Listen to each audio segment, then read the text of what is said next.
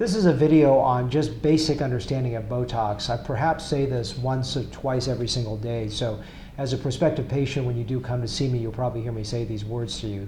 But it's worth hearing it once, twice, 3 times, 10 times. So I encourage you to watch this video multiple times if you can. Botox, I'm very passionate about, and there's a simple reason for that. It works, and there's no substitute in terms of what it can do to help rejuvenate a face. So the thing that I have people have in terms of their concern for Botox and why they don't do it is, number one, is that it's a poison, it'll kill them, or be very unhealthy for them. Number two, it's going to make them look frozen, stiff. Number three, it's going to be a painful experience. And number four, it's going to be a waste of money, where they just got to keep doing this, and if they don't keep doing it, they'll look worse and worse. And so these are 4 myths that I want to break through and have you have a better understanding of why, in fact, Botox is so important. So first of all, the first myth is that this is something that is poisonous that will hurt you. Botox has been around since 1975, roughly. As a brand that when they acquired this other brand, has been around since the early 90s. So I always tell my patients, hey, with 26 clinical FDA indications, with decades of usage in tens of millions of individuals, when would you feel it's safe to do the procedure? So I believe it's extremely safe. And I like the saying is, if you hate the Botox, don't worry, it's going to go away. If you love the Botox, don't worry. I mean, too bad it's going to go away. The only thing that won't go away is progressive healing of the skin, which we'll talk about more in a moment. That'll get us to the point number 4. Second reason people don't do Botox is they feel like they're going to look frozen. They see Nicole Kidman or various other celebrities that look too stiff, or they can look like Spock. And it's really, in my opinion, just bad design. And that's why Botox is so important in terms of finding the right provider. So you're not going to look too frozen, but you may feel stiffer the first time, because the first time you do Botox, it can feel like, hey, this is not what I planned on, this is not exactly what I want. And that's why I have you come back and let me evaluate it, make sure it's to your liking and my liking. And I always try to encourage patients to understand that Botox is one of those things that is a work in progress, where things get better and better and better over time. The third reason people don't do Botox is because it's very painful. And for the majority of providers out there, it can be uncomfortable. They use numbing cream to try to manage that. In my opinion, numbing cream simply doesn't work, and it's an overkill. What I do is a multi-level vibration. And what vibration essentially does is that our brain can only perceive one sensation at a time. It can either perceive a movement of vibration, or it can perceive pain. So the more vibration that occurs, the less pain that you will have. So what I mean by multi-level vibration is that I'm vibrating the skin, I'm pinching the skin. At the same time, my staff is pre-icing it, so it's also anesthetizing it. And then they're using a vibration device near the area. And sometimes they even are vibrating the vibration device. And I'm actually massaging any nerve near it, especially like in the glabella. So most of my patients that come to see me who are needle phobes realize, man, this is so easy, I barely feel anything. The final reason that I think is very popular is it's a waste of money. It only lasts 3 months. I have better things to spend my money on. And I want you to understand this point in much more detail. It actually is one of the most important things I do for a patient, because I can do a great facelift, I can do a great fat transfer, fillers, I can do laser on someone, and they still won't look that great, and the simple reason is they haven't had Botox. So let me explain this point in more detail. So Botox is not only not a waste of money, it's actually one of the best investments you have, and I want to talk a little bit about why it's a good investment.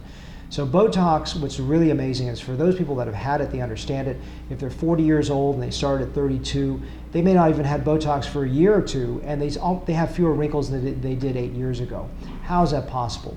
So I jokingly call myself a Botox personal trainer, but what I mean by that is I deliver better value by really working to train your muscles and your skin toward better healing. The way it works is that even though Botox only lasts about 3 months, the long-term effect, where the skin is getting healed, will continue progressively to get better with cumulative treatments of Botox, where the more you do, the less you need. Not the more you do, the more you need. And the earlier you start, the better. So I liken it to the idea that, let's say you're 100 pounds overweight and you go to the gym. It's going to be a lot harder for you to lose that weight than if you were just like 5 or 10 pounds overweight. So what Botox is so important is to start early. And so when someone's getting that early line, especially if you're Caucasian, fair skin with some early sun damage, I've got some people in the mid-20s that I've started. And you know, it's really interesting with someone that has advanced damage with wrinkles in their early to mid-20s, when you say, well, that's too early for Botox. No, if they start with a small quantity of Botox done even intermittently, they will not need a lot of Botox in the long run. And I find that sometimes even 2 or 3 treatments, they can already be well off. But the average patient that's coming to see me, what I usually recommend is about a year of consistent Botox, about every 3 months, to the best of their financial capacity and capacity to see me. And then over the long run, they can do less and less and less and fewer and fewer treatments.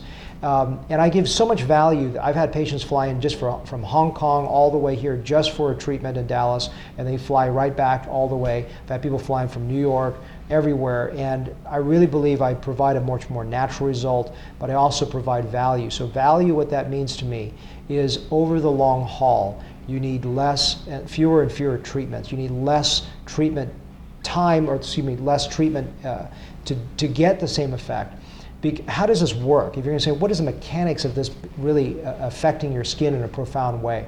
There are 2 levels. There's a skeletal muscle and a smooth muscle. So the smooth muscle affects pores and texture.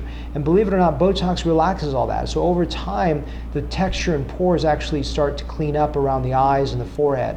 The second thing about this is that with repeated treatments is that the skeletal muscles relax. So a lot of people have this mistaken idea that if they do facial exercises, that exercise will actually help them look better. That actually will cause more aging. So when the face doesn't move long enough in certain areas, the skin will start to repair itself. And the more it repairs itself, the less Botox you need. And so there's really sort of these 2 elements of Botox, a short-term effect and a long-term effect. So when someone says Botox lasts only about 3 or 4 months, that's absolutely true. What they're talking about is the short-term effect. So the short-term effect is you just look so much better, more relaxed, softer, more open-eyed, less tired if Botox is done well, and the wrinkles look reduced. That's a short-term effect. That only typically lasts about 3 or 4 months. But the long-term effect of Botox is the idea that even when the Botox is faded after a few repeated sessions, you need very, very little Botox over the long haul because it's gotten your skin cleaner and cleaner and cleaner and better and better and better. And that's the take-home lesson that I want you to focus on.